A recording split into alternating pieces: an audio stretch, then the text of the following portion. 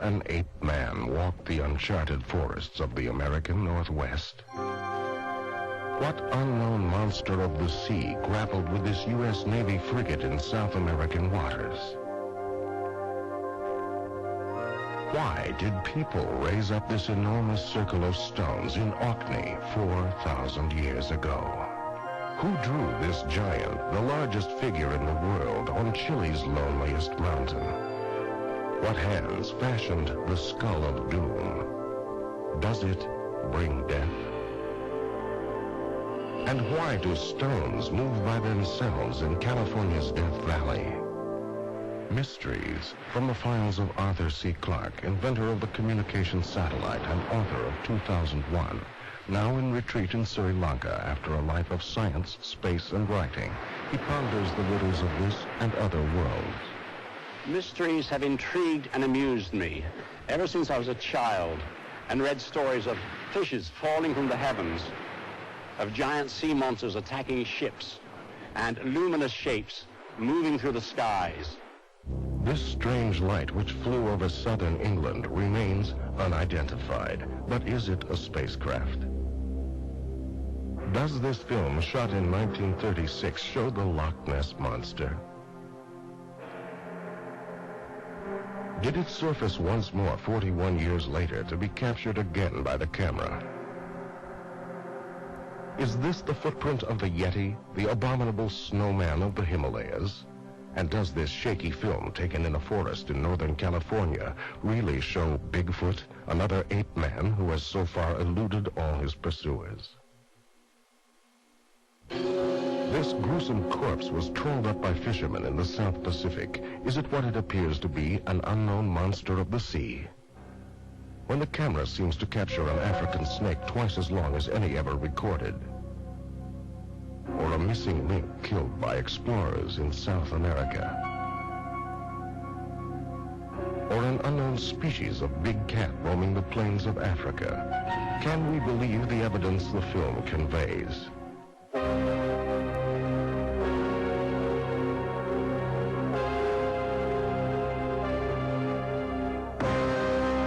Arthur C. Clarke's Mysterious World is a 6-volume cassette series.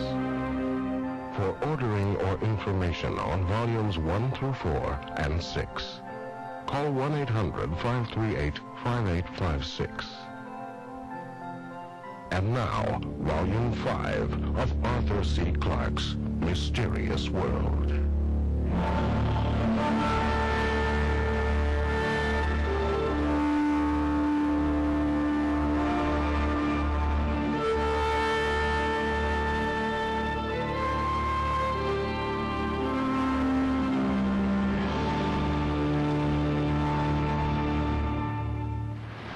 A lot of rubbish has been written about mysterious knowledge possessed by the ancients.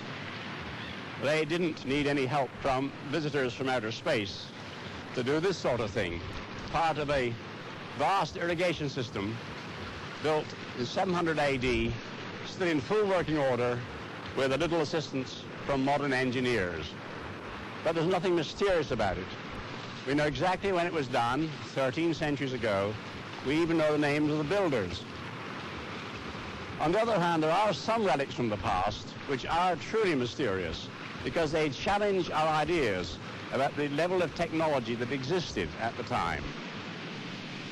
There are also some things from the past which, though they may not challenge any of our existing concepts, are still puzzling and enigmatic. Heathrow Airport, London.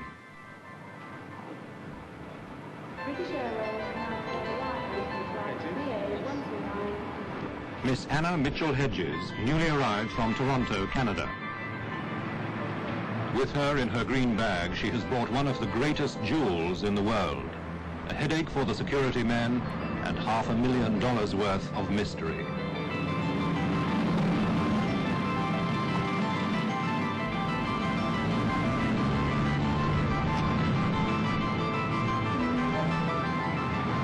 In London, the tangled story of her sinister treasure may at last be unraveled.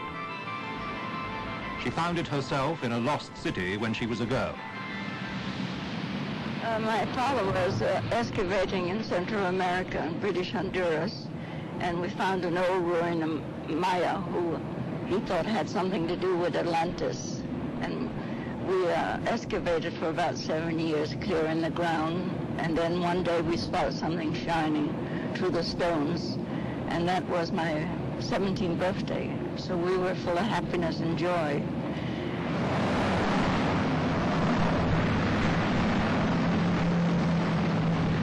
Bringing it to London because I want the British Museum to have a test at it and to find out more of its history if we can.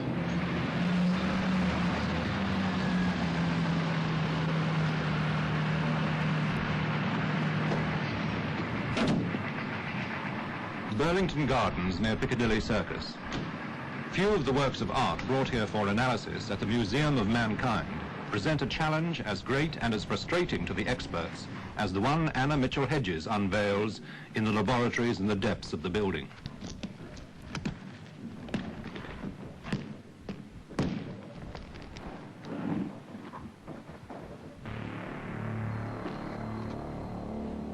This is the weirdest gem in the world, the Skull of Doom. The circumstances of its discovery were bizarre. Its origin is unknown, and its powers, some say, are fatal. The Maya people say it was used to will death or to heal.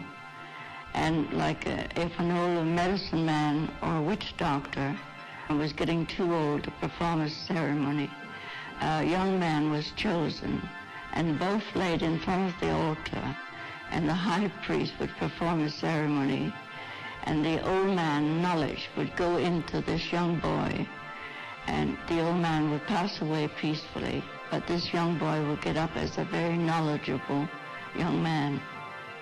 This crystal skull here has tremendous power, but it also gives you a warning that something's going to happen.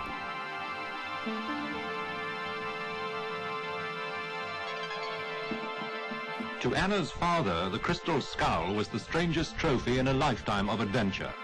Mike Mitchell-Hedges, explorer and celebrity of the 20s, was a man who'd take on a crocodile before breakfast and before donning his trousers.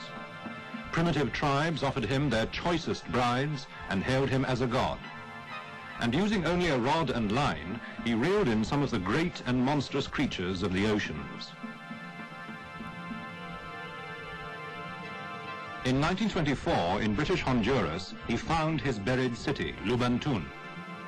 Mitchell-Hedges believed it was part of the lost Atlantis. With the local people, the Maya, he cleared the jungle from Lubantun's pyramids and platforms. On the last of these expeditions, he brought Anna, his adopted daughter, to the city. It was on her 17th birthday that they first glimpsed the crystal skull amidst the fallen stones. For days we kept seeing something shining through the stones where the sun was giving, and of course we were anxious to get to that one spot. I went to pick it up because I had smaller hands than the other people did, and I picked it up and showed it to my father, and he just couldn't believe that we found this beautiful crystal skull. As you see, it's got all the little lumps that you have on your own head. And if you look deep down in the eyes, you'll see sockets down in the eyes. And the jaw moves like a human jaw. Almost from the day of its discovery, this, the largest worked gemstone in the world, has been a mystery. Thomas Gann, who was there, and Lady Richmond Brown stayed silent. Mitchell-Hedges simply said, "It is the embodiment of all evil." But the question remains, was it really an ancient symbol of death that took generations to fashion, or could it have been modern? The only hint lies in an uncannily similar but less intricate skull in the care of the Museum of Mankind in London. It was bought from Tiffany's, the New York jewelers, in 1898, property, it was said, of a Mexican soldier of fortune. This one isn't. Rock crystal is impossible to date, but the Tiffany skull does bear a faint trace, which could betray the moment when a modern cutting tool accidentally slipped.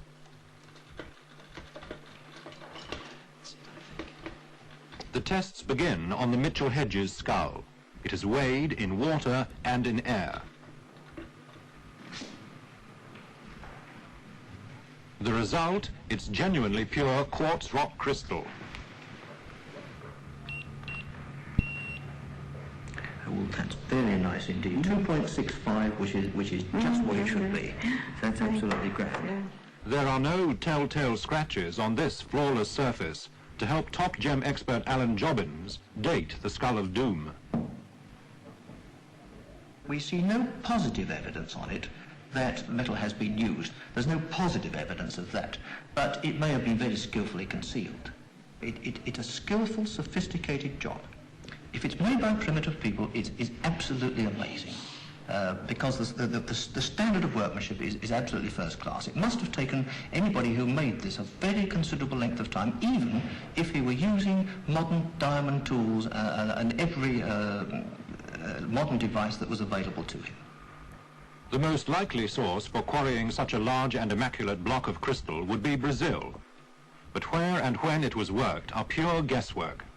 Whether it was worked in Honduras or Mexico, or whether it was worked in Europe or Japan or China, I wouldn't care to say. I just wouldn't. In terms of mystery concerning their origins, I think it's likely to remain a mystery for a very long time. I mean, the probability is that the material came from Brazil, and it came from Brazil probably post-1700, sometime like that. But Alan Jobbins' theory is one with which Anna Mitchell-Hedges totally disagrees.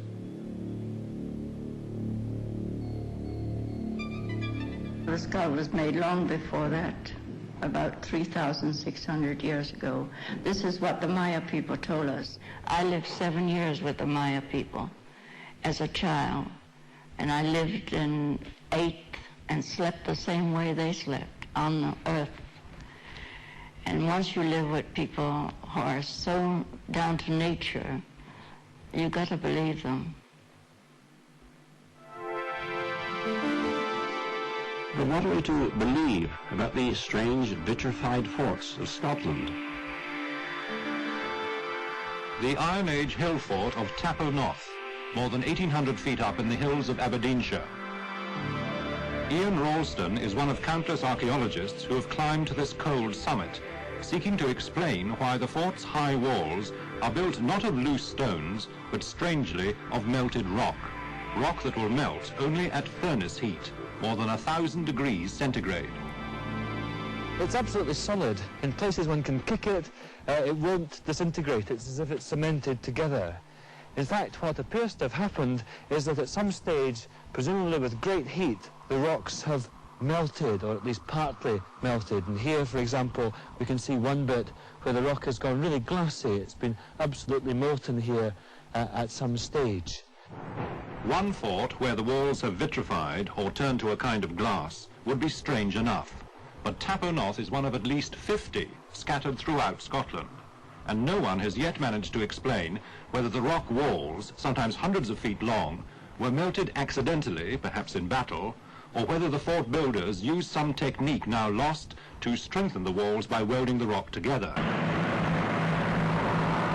Ian Ralston, in an ambitious attempt to crack the mystery, decided to build his own Iron Age fort. The idea here is that we hope to reconstruct what one of these walls looked like before it was vitrified. We know that these walls must contain considerable quantities of large timber beams. These have been recorded, and sometimes they also turn up on the forts that have been vitrified. Professional dry stone wallers toiled for days to build the wall of rocks laced with timber. For the wall itself to catch fire, tons of loose timber must have been stacked against the face.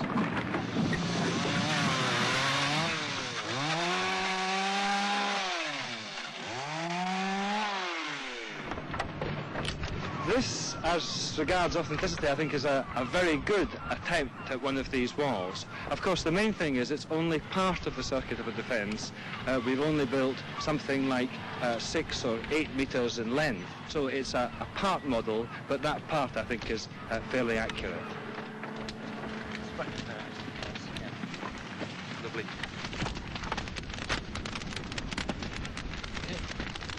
Within minutes of the fire being lit, the wood stacked on the outside is well alight.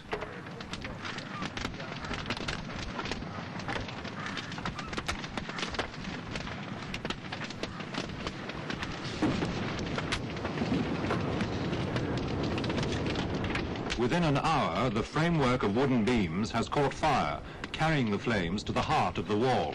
It is here in the center that enough heat may build up to melt the stones. Outside, they are already beginning to crack.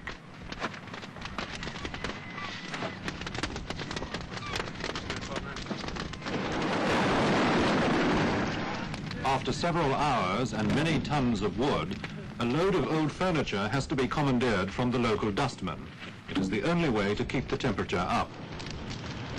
Later, yet another consignment of wood, the sixth of the day, arrives to keep the fires burning. As night falls over Aberdeen, weary helpers begin to realize the true extent of the mystery of the vitrified forts. To wonder not only how the fort builders could achieve the searing temperatures needed to melt the rock, but how they managed to drag vast quantities of wood up to the hilltops with only primitive transport.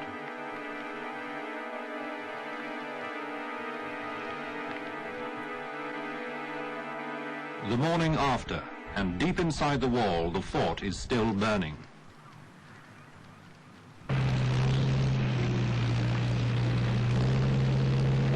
"22 hours after the fire was first lit, it's time to demolish the wall and see whether the stones at its core have melted. At first sight, the result looks disappointing. There are no ramparts of fused stone. The search is now on for evidence that any rocks have melted. Yeah, that's it. The rock here is melted completely. Look, it's bubbled on one side. Great. God, it's hot. Oh, some more here.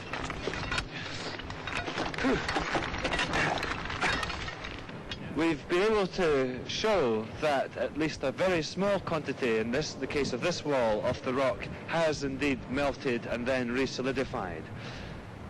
Some of the samples are here, little pieces of rock. We've no great chunks of vitrified material, but here, for example, one with a bit of granite where a lot of material is soldered onto it in this position.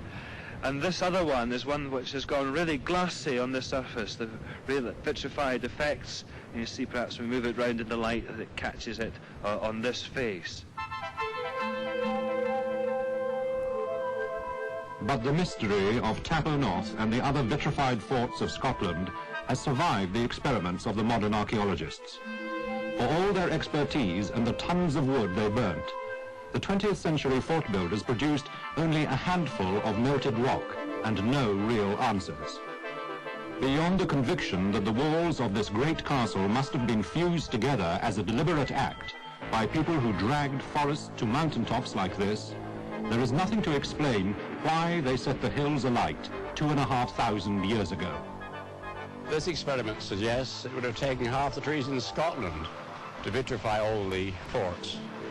So we only deepen the mystery. Such things as the crystal skull and vitrified forts are intriguing and puzzling, but they don't shake our preconceived ideas about history. Yet there are other artifacts which do just that, if they are what they seem to be.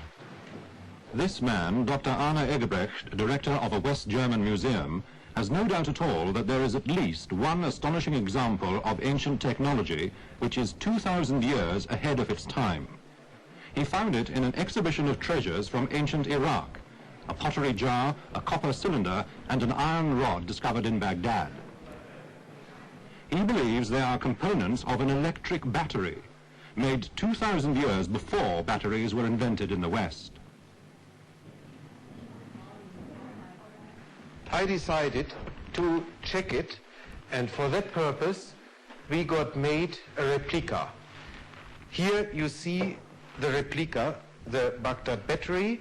You see here a ceramic pot, you see a copper cylinder, and you see the iron rod here.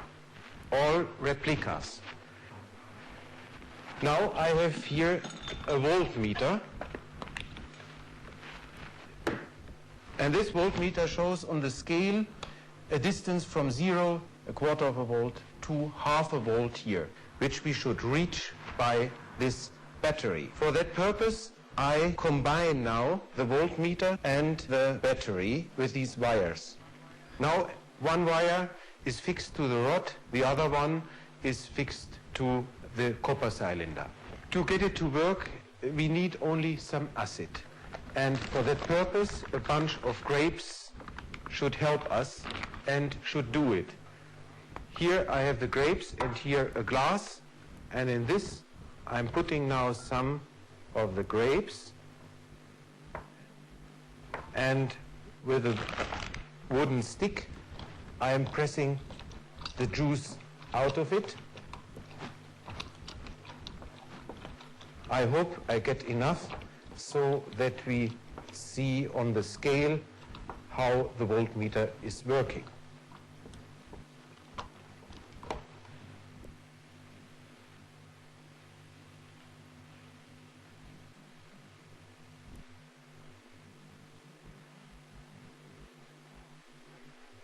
The grape acid battery delivers almost half a volt.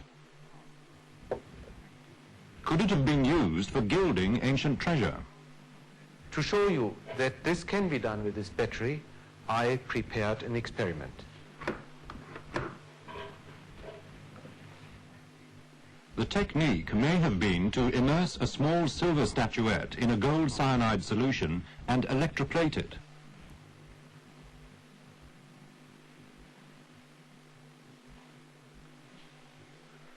The implications for museum directors are chilling. Treasures they always assumed to be solid gold may merely have been gilded. And indeed, in a matter of minutes, the bottom half of this silver statuette acquires the sheen of gold.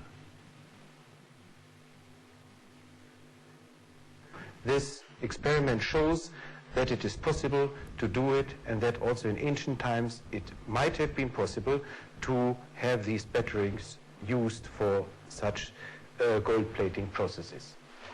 If this is indeed an electric battery, well, one can only register astonishment, because it's 2,000 years ahead of its time. Still, it's possible we have completely misinterpreted its function. It may be something quite different, like a container for scrolls. But from almost the same era, there's a device about which there's now no dispute. And here's a friend I've been bullying for 20 years to complete his researches on it. Professor Derek de Sawyer Price of Yale University. It was in Athens, among a group of statues brought up in 1900 from a ship wrecked around the time of the birth of Christ, that Price made his discovery. The ship sank off the island of Antikythera near Crete. Amongst the haul from the shipwreck were some fragments of corroded bronze. They fascinated the professor when he came across them, but he needed the help of the Greek Atomic Energy Commission to examine them. There was a good colleague, Dr. Karakalos, who had been experimenting with gamma rays. He was able to take a gamma radiograph of the main fragment in the museum, and as soon as I saw it, the effect was dramatic. We could see that inside the fragment, where it wasn't visible to the naked eye, were all little gear wheels. You could see the teeth plainly, and you could even count teeth. This had such a big effect that there was hidden evidence that Dr. Karakalos was able to get permission, and using much better X-ray equipment could make X-ray photographs of all the gear wheels in the interior of the machine. These photographs were so good that each gear could be located, and even if we only had part of a gear, we could actually count the teeth. You see, there is a wheel complete with all the gear teeth, absolutely countable. From the X-rays, Professor Price reconstructed the machine, now known as the Antikythera mechanism. It was a wooden box with bronze plates. A handle moves interconnected dials at the front and back. The innards of the mechanism are a complex mesh of cogwheels and gears, until now concealed in the heart of the fragments. That wheel is the one you see here. More gearing at the back, and you turn the handle and everything goes round, all geared together in quite sophisticated clockwork. It was designed, he believes, as a computer to show the varying cycles of the moon, sun, and planets. A device that by all previous knowledge simply ought not to have existed for another 2,000 years. Its maker had perfected a system of differential gearing. When Professor Price discovered this, he had found a unique demonstration of the lost wisdom of the ancients. It is just incredible that the Greeks could invent this principle of the differential gear. It is so complicated that it contains, in essence, all of the line that led right through to modern clockwork, to the computer, and indeed to the machine age, and everything that distinguishes our civilization from everything that went before. And the whole line began right here with this one unique relic.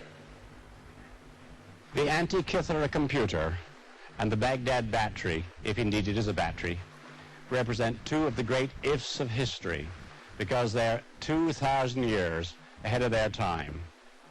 If the societies that produced them had continued to develop their technologies, by now it would be 4000 AD.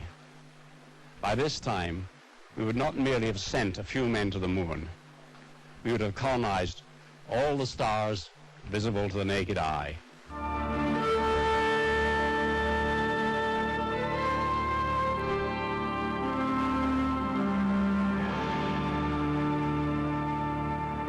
For thousands of years, people have drawn figures, cut designs in the landscape, apparently for no one on earth to see. One of the strangest wonders of this great rock of Sigiriya here in Sri Lanka is this gallery of frescoes on a sheer cliff, hundreds of feet up in the sky. Yet until a modern staircase was constructed, no one could possibly have seen them properly. So why was this done? And who are these charming ladies? Similar questions can be asked of figures in many other parts of the world. Dawn breaks over the Nazca Desert of Peru, and a hazardous experiment designed to prove that primitive Indians could fly 2,000 years ago. American explorer Jim Woodman leads the team. The hot air balloon is made of materials which the ancient Indians are known to have had.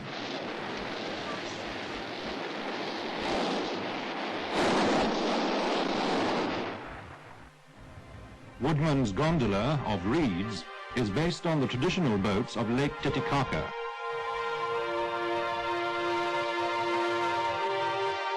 The balloonists risked their lives to try to unravel a mystery etched on the desert beneath them. A fantastic picture book of shapes and lines. Lines so strange and enigmatic that some have imagined they served as an airport built for ancient astronauts.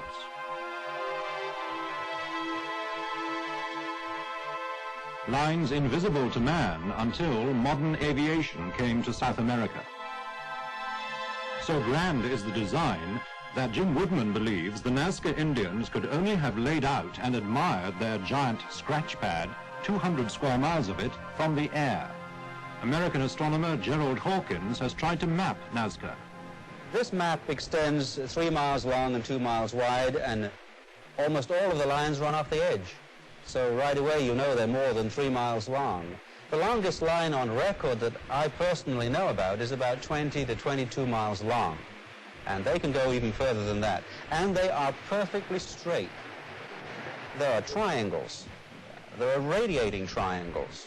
And there are zigzags. In fact, it is a maze, and it is quite a problem to begin to study this textbook on the surface of the desert. Hawkins was called in to crack the code of the Nazca lines, which had bewildered archaeologists for more than 40 years. In 6 expeditions, his team painstakingly mapped the desert floor. They made precise measurements, not only of the lines, but of huge drawings of creatures as well. A bird, a whale, The question was, how and why did the Nazca Indians make the lines and drawings?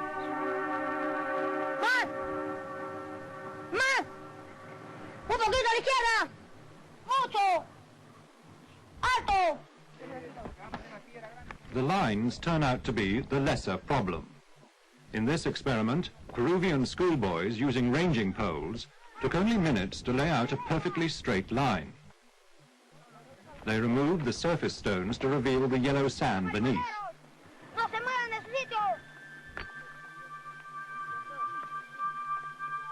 But the vast figures must have been not only an immense labor, but almost unimaginably difficult to draw, unless the Indians really did have the power of flight, or had mastered a sophisticated technique of scaling up small drawings. Whatever the method, the results were perfect. Actually, a bad mistake on this desert would still show. The lines are 2,000 years old, and if somebody had goofed, we would see their goof. I don't see any errors here. Hawkins fed the information into a computer.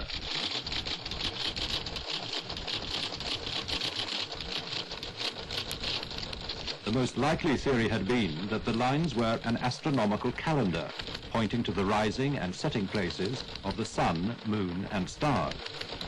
Our immediate conclusion was that the lines as a whole are not an astronomical textbook for calendric purposes.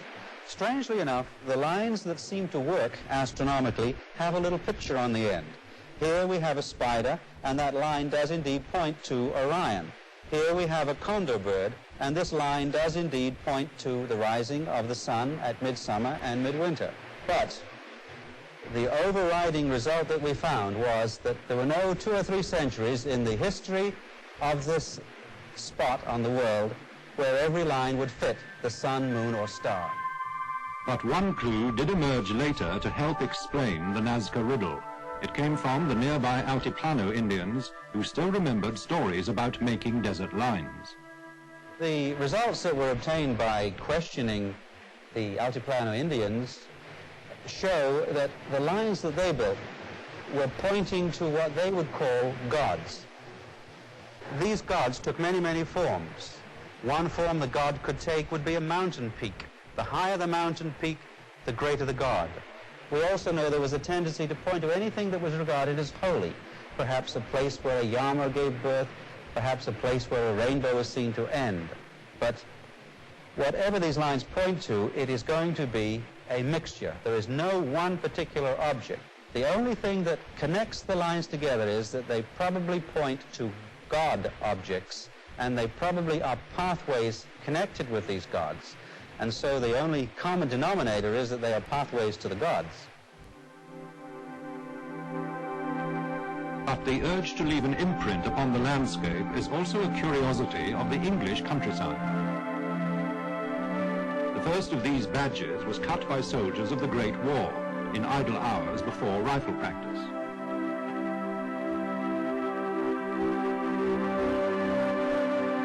This horse was cut by Lord Abingdon's steward, Mr. G, in 1778.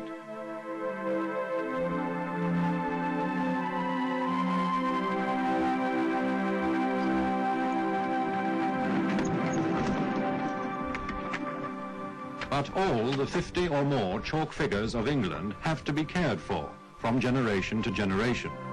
One of the oldest is the Cerne giant, the rude man of Cerne. But no one knows why he was cut or even what his name is, although the locals have a few ideas.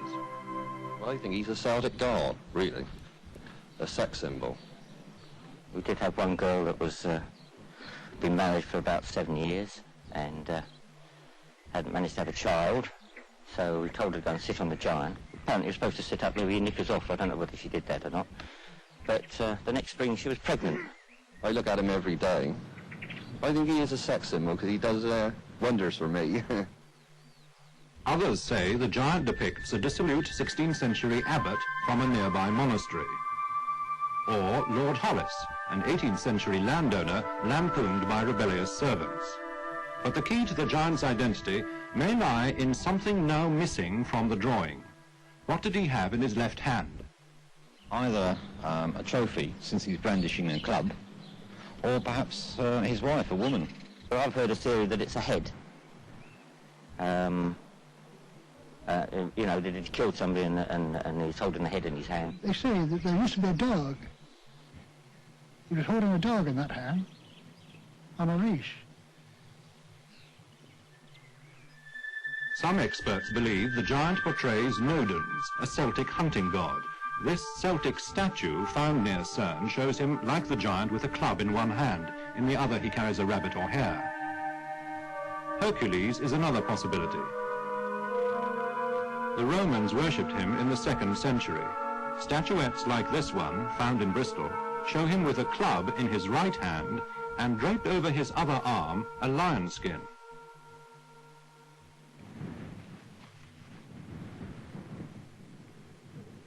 We used a new technique, a resistivity survey, to establish whether the ground around the giant had ever been disturbed. This might show whether part of the drawing is now missing. 60.4. Britain's top resistivity surveyor is Dr. Anthony Clark.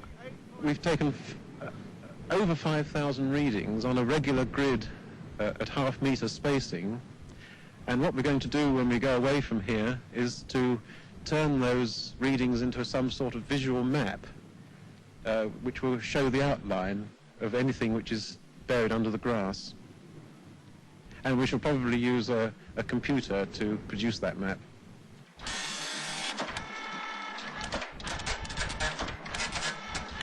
It proves to be an historic experiment.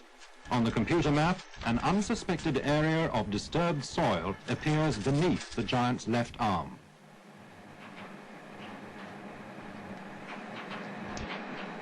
This refined dot density of yours ties in very well with this overlay of the plan of the giant, Alistair, remarkably well.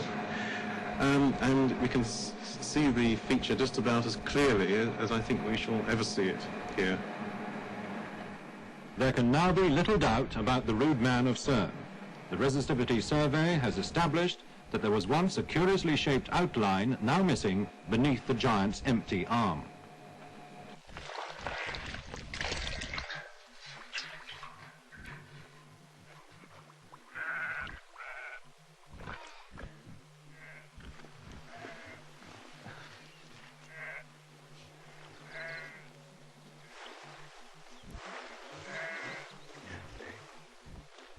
On the giant himself, the man in charge, archaeologist David Thackeray, uses the survey results to restore the complete outline for a few hours with a pail of whitewash.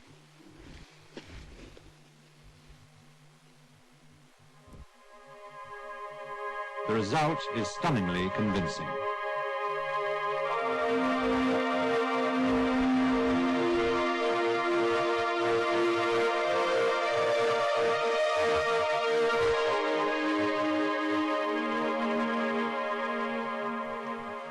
Suddenly lost for words. Yes. The Cerne giant with his new trappings is the image of Hercules with his lion skin. His resemblance to the Roman statuette is unmistakable to David Thackeray. He has so many of the features which Hercules has on portrayals of the period, of the Roman period.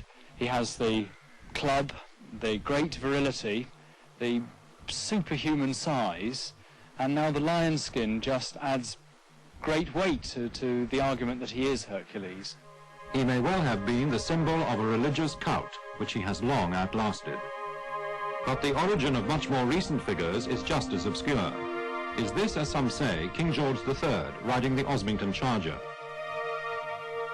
And although the Littlington horse in Sussex was cut as recently as 1925, the artist's name is lost. The strangest of Britain's white horses dominates the Berkshire Downs at Uffington. It's also by far the oldest. In the 12th century, it was mentioned in a book of wonders. Leading archaeologist Professor Stuart Piggott has pondered the origins of the Uffington horse since his childhood in Whitehorse Vale. A pointer to its date lies in the coin room at Oxford's Ashmolean Museum.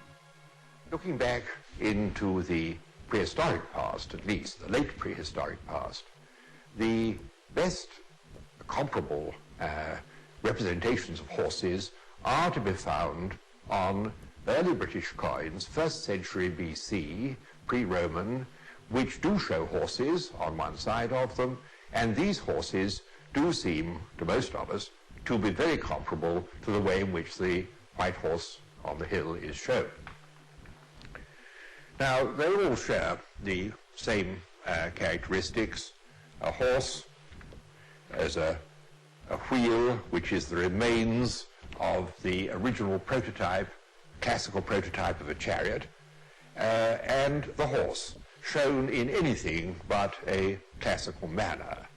It's shown as elongated and disjointed, just as with the white horse, the legs have become detached from the body, they become bananas and dumbbells, and the long neck, and the curious treatment of the head, in which the head is a sort of beak-shaped object rather than anything like a naturalistic horse. And I and many others would say that these provide the best stylistic parallels to the white horse, and therefore there's a reasonable supposition that the horse on the hill dates from the same, more or less the same period as the horse on the coins, 1st century BC.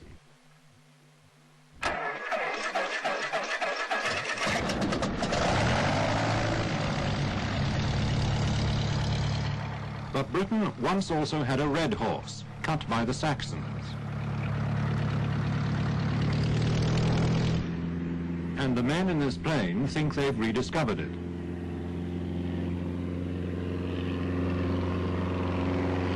The red horse's champion is Kenneth Cardus.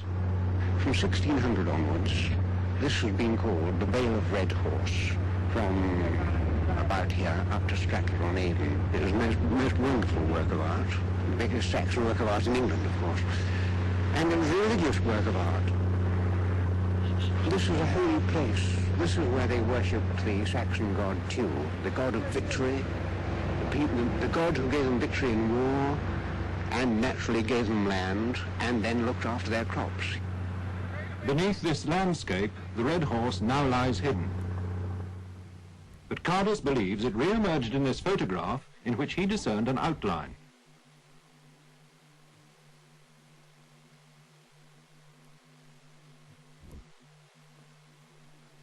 An old parish map confirmed the discovery.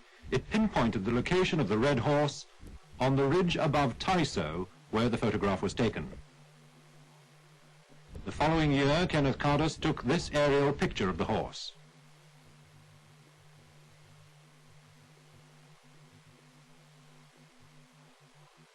When enhanced, a stylized creature emerges.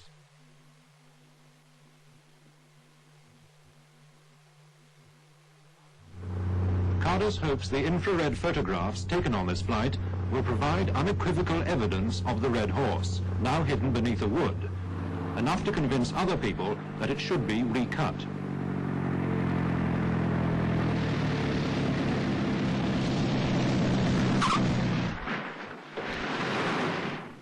With fellow searchers Dr. Sidney Agnew and Graham Miller, it's time to view the results. That's good. That's very good. Or I can easily tell myself that there's a horse there. Don't tell yourself, see it. I can see it. Can you see the bald patch where we excavated on the tip of the ear? That's absolutely there. Can you see it, Ben? Is that? That is there. Yes, I think so. That Don't is you think there's a lighter coloration than just where the head is? We should be coming to a vertical shot, and as we look down through the trees, there's just a possibility. Okay. Last one, this is it. Now there, what about that? No, you've got me too close. The trees are still too close. I don't think anybody will ever see it again. Undaunted, Kenneth Cardus still hopes to recut the red horse of Tyso. It was one of the great landmarks of England. This was the Vale of Red Horse, up to 1600, and it ought to be again. If the figure were recut, we would have the Vale of Red Horse back again.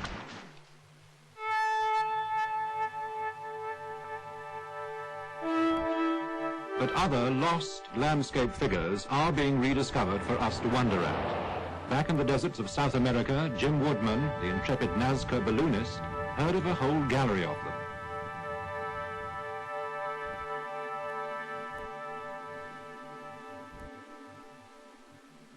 From Nazca, it meant a journey 600 miles to the south, to the heart of the hostile Atacama Desert of Chile. Woodman brought back this story. These deep 2,000-foot valleys are covered, literally covered for many, many miles with geoglyphs or hieroglyphs or glyphs writing on the sides of the sand. These geoglyphs were originally thought to be Chinese characters in the first journals that recorded them. They were mysterious signs. Some people argued they were tracks of mules. Some other people, when they began to see that there was a definition, as the explorers pushed farther back into the valleys, they realized that there was a zoo of the Atacama. Animals, pumas, jaguars, tigers, llama trains, reptiles, dogs, a series of stylized men. All these immense figures were soon discovered as the Spaniards moved across the Atacama and down into the colonization of Chile. That was our first objective, to enter those valleys, to climb and scale the mountains of sand, to see the geoglyphs of the Atacama. These rocks were all carried. How many rocks they put in? From all through the valley, down, and many of them came through the river when the spring floods bring the waters, melting waters up the Andes. These rocks slowly came down, and over the years, they've been carried up here, collected, placed in this very sophisticated art form. Let's head on up toward the top part here. As we investigated and explored the animals and the symbols and the geometric designs, always we were asking about the giants and the large men that we had heard of farther on in the desert. And always these symbols in the edges of the great desert were trying to tell a story. I felt they were panels that represented stories of ancient battles, of ancient warriors, of ancient caravans. But farther on in the desert, we kept hearing, the giants. You'll find the giants. We drove 250 miles due south to the region of Tarapacá, where this legendary mountain and really legendary giant was reported to lie. We found Cerro Unitas, and I was astonished when we were about 5 miles from the hill. I saw Nazca-type runways. We pressed on and got to the base of the runways and began a climb around the edge of the largest ridge on this solitary mountain. And as we climbed the ridge and came to the crest, I looked across a saddle in the mountain, and there we could make out the first faint outlines of a giant. The mammoth size of the giant ran over the crest of the mountain, so it's impossible on the ground to get the full scope of a giant. In fact, had we not known he was a giant, there was no way of telling really what we were exploring. We were disappointed with the giant on the ground. The head and crown area was so confusing that we could only spot the large piles of rocks that were the giant's eye. At that point, I made the decision it was to appreciate it, and to even get our measurements straight, it would be necessary to fly.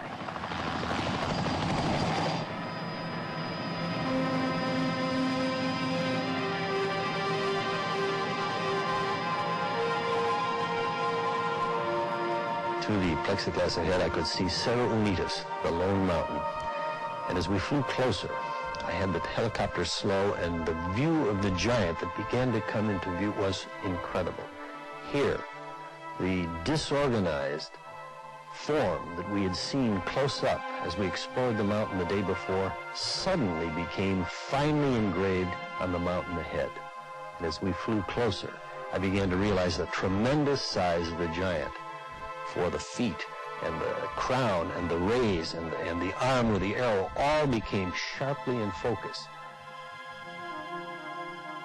Looking toward us in the sky was the largest man that ancient man ever created. It was an exciting moment as the helicopter descended to 750 feet.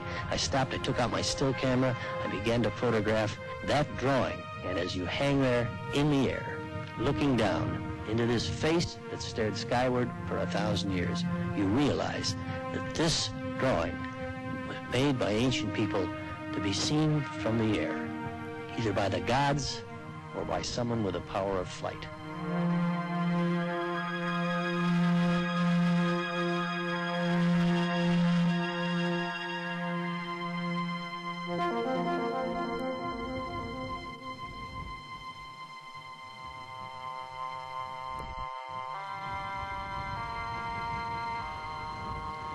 There are many questions about these wonderful drawings which, frankly, I can't begin to answer. Who made them? What are they? Above all, who was meant to see them? Perhaps we need look no further than man's desire for immortality is urged to leave some abiding mark on the face of his planet.